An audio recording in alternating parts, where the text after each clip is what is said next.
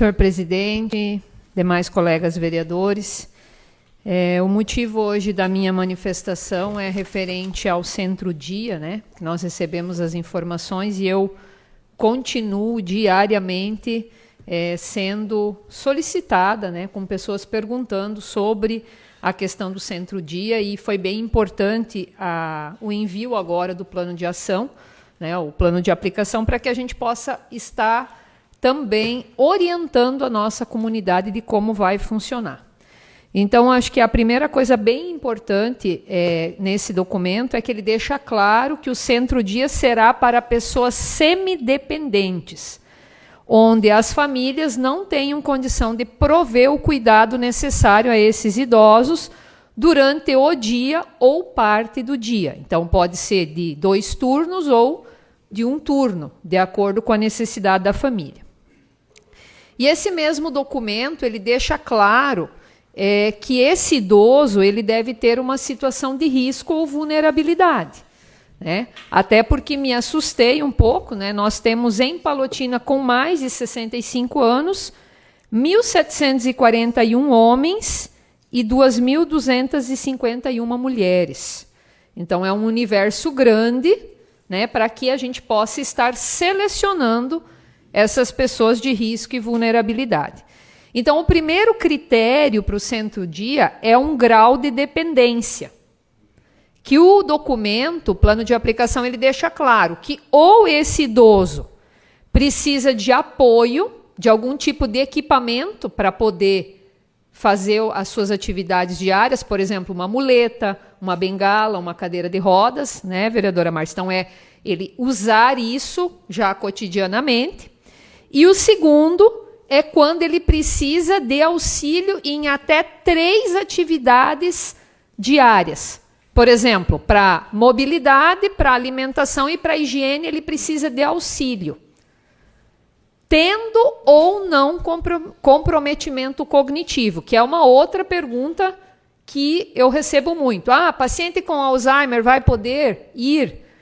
Paciente que tem demência senil, né? Paciente que tem alguma outra doença de saúde mental ou decorrente da idade, poderá, né, ser selecionado? Vai ter algum critério? Então, esse documento deixa claro que ele precisa ter uma situação de risco. Então, também deixa claro que não pode ser uma pessoa totalmente dependente, né, que precise praticamente de um cuidador exclusivo, né? Então, ela tem que ter uma certa autonomia, mas que precise de um cuidado, o que vai dar a ele essa qualidade, então, de dependência ou de risco. A capacidade inicialmente informada é de 30 idosos, então reforça mais uma vez a necessidade de uma triagem muito bem feita, né? Considerando que nós temos aí um universo de praticamente 4.000, e que, se a família não tiver condição de transportar, cabe ao poder público providenciar o transporte da sua residência até o local, considerando que nós falamos aqui que são pessoas que têm algum tipo de dependência. O funcionamento será de segunda a sexta-feira, 8 horas diárias, com possibilidade de atuação nos finais de semana para atividades com a família ou com a comunidade, mas o atendimento aos idosos em horário comercial de segunda a sexta. Vai ser necessária a avaliação médica prévia, né, de todos esses idosos, controle de frequência, né, então vai precisar que esse idoso, né, a gente acompanhe, e se essa situação de risco que fez com que ele fosse apto se mantém, porque muitas vezes a família pode deixar de trabalhar, a pessoa pode ter alguma deficiência que melhore, que responda positivamente a algum tratamento, então vai ser acompanhado. E uma coisa bem importante, o idoso tem que querer, né? Então, às vezes, é um detalhe que a gente esquece. O consentimento do usuário. Então, não basta a família querer que ele vá para a creche do idoso. Ele tem que querer e ele tem que aceitar. E toda vez que tiver alguma interrupção, por exemplo, por um tratamento médico, ela tem que ser informada, para que não descaracterize, né, esse controle de frequência. Então, colegas vereadores, fica muito claro a necessidade de nós acompanharmos esse processo, independente do prazo a qual a gestão informou para estar colocando essa estrutura em funcionamento, mas a seleção vai ter que ser muito bem feita, né? A vereadora Márcia, como assistente social, acho que é imprescindível, né, vereadora, que nós cobramos a visita domiciliar. Então, não dá para se escolher só por aquilo que se refere, tem que ir na casa, visitar a família, avaliar bem essas condições. Precisa ter um monitoramento, um acompanhamento daqueles que serão selecionados, né, desses quesitos. Fundamental o acompanhamento do Conselho do Idoso, que é aqui a ferramenta de controle social e que deve acompanhar esse processo. E pensando no funcionamento e nos custos, é indispensável que a gestão busque alternativas possíveis de terceirização para reduzir os custos com folha de pagamento, né, dentro das atividades não fins, né, as atividades meio, como transporte, segurança, limpeza, que a lei já permite.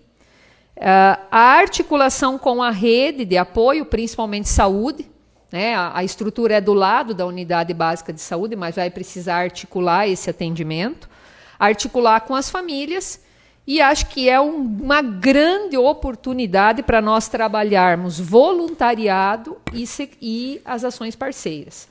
Né? Creche do idoso, centro-dia, são poucos, são ainda projetos pilotos. Né? O vereador Tiago, que lutou aí pelo recurso, sabe que são projetos piloto e a experiência ela vai ser monitorada por vários outros órgãos. Então, eu acho que, considerando que nós temos aí o projeto, por exemplo, né, vereador Felipe, do apoio universitário, do transporte, que vai ter horas comunitárias, né, seja um dos nichos de mercado que a gente pode estar pensando nessa contraprestação de serviços, né, para algumas atividades diferenciadas também. Então, para trazer essas informações de suma importância para a nossa comunidade, para que a gente possa ter um pouquinho mais de clareza realmente para passar para a comunidade. Referente aos meus requerimentos, como a vereadora Márcia falou, eu acho que você foi muito feliz, Márcia, na tua fala, porque é realmente isso que as mulheres estão me falando. Quando acontece na madrugada, que eu sou atendida no hospital municipal com uma garrafada na cabeça ou um braço quebrado, eu sou liberada e eu vou para onde? Né? Eu vou voltar para onde? E aí, muitas vezes, eu recebi informação dos funcionários que o paciente fica internado no hospital municipal porque não tem para onde ir. Né? Que ficam com dó, porque não tem como mandar para casa junto, né, para aquele mesmo ambiente do agressor. Então, por isso, a minha pergunta é exatamente isso, é para saber o fluxo, porque todas as políticas precisam seguir essa mesma orientação. Os outros dois requerimentos referentes ao georreferenciamento, alguém poderia dizer, mas o georreferenciamento não é uma lei municipal, o que o vereador tem que estar acompanhando? Porque a lei está aí com a corda no pescoço e vai afetar, principalmente agora, nesse momento, os pequenos produtores. Então, nós precisamos saber, né, como está esse processo, o pessoal já se regularizou, todo mundo conseguiu, a informação chegou, como está esse percentual a nível de município, e que tipo de política pública, seja de apoio ou de orientação, nós podemos estar fazendo. Da mesma forma, a compra direta, ela publicou, né, o site do Estado do Paraná publicou a relação de entidades, de associações que foram selecionadas para 2025, e nós só temos de Palotina a POP. Que bom que temos a POP, que ela tem os critérios, mas nós temos apenas essa cooperativa hoje participando. E aí, quando você entra para ver as entidades de Palotina, você vê cooperativas de Goiuerê, de Cafezal, de outros lugares vindo entregar produtos aqui. Então, talvez a gente precise pensar em políticas públicas para que esse recurso fique dentro do nosso município e fortaleça a nossa agricultura familiar aqui. Referente ao requerimento do meio ambiente, por informação de que nós temos um volume expressivo de recursos nesse fundo, inclusive depositados pela Sanepar e que estão parados. Então, para que a gente possa ter ciência de qual é esse volume e quais são as ações que estão sendo pensadas para a execução desse fundo. E também gostaria de dar uma resposta à comunidade referente a um requerimento que eu fiz no dia 27 de março sobre mamografias. Então, eu recebi várias mulheres me procurando com grande demora para a realização de mamografia, tentando entender o que estava acontecendo. Então, através desse requerimento, foi-me respondido que nós temos 480 mulheres em fila hoje para mamografia e nós temos 100 vagas por mês. Então, dá para dizer aí que nós temos 4 a 5 meses de fila hoje perante a fila cadastrada. O que me causou estranheza é que nós deixamos agendado da gestão anterior para essa 136 exames para janeiro. E entrando no Siscam, que é o Sistema de Informação sobre o Câncer de Mama, nós temos a informação que em 2025 foram feitos 226 exames, até 20/4, que é a data da atualização do sistema. Então, se em janeiro foram feitos 136 exames, tirando dos 226, sobram apenas 90, que foram agendados de fevereiro até 20 de abril. Então, a informação veio que agora já tem 230 exames agendados a partir da data do meu requerimento. Então, isso demonstra, sim, que o requerimento ele é também uma ferramenta de fazer as coisas acontecerem. Ela é para dar voz à opinião da comunidade, à demanda, mas muitas vezes é para cutucar também. É para fazer a coisa andar. Porque senão talvez nós estivéssemos com aqueles mesmos 90 exames até agora.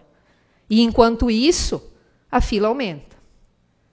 Porque cuidar das pessoas onde o câncer não é prioridade, me preocupa. O vereador Gilmar, que enfrenta também, sabe bem disso.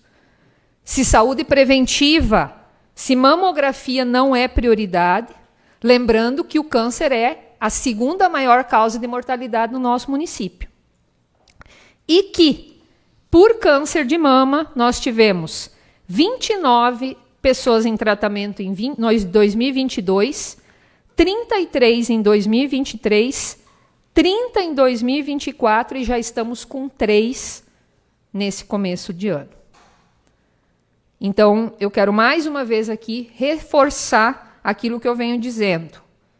Já foi assim com a eleição complementar do Conselho Tutelar, foi assim com a prótese dentária, com o tratamento de canal, com as emendas de incremento de teto do deputado Esperafico, foram através dos requerimentos que os projetos andaram. Então, o nosso papel não é atrapalhar, é ajudar, é cutucar, é dar voz, é fazer valer o nosso direito, o nosso dever, mas também o nosso direito de usar esse requerimento. E dizer que quando eu vejo a resolução desses problemas, faz valer a pena. Porque é a população que está sendo atendida com isso, através de uma informação formalizada. Porque muitas vezes as nossas mensagens, as nossas conversas informais, elas não têm o mesmo peso e elas não trazem o mesmo resultado para a nossa população. Isso demonstra, mais uma vez, a seriedade do trabalho na gestão pública. Obrigada.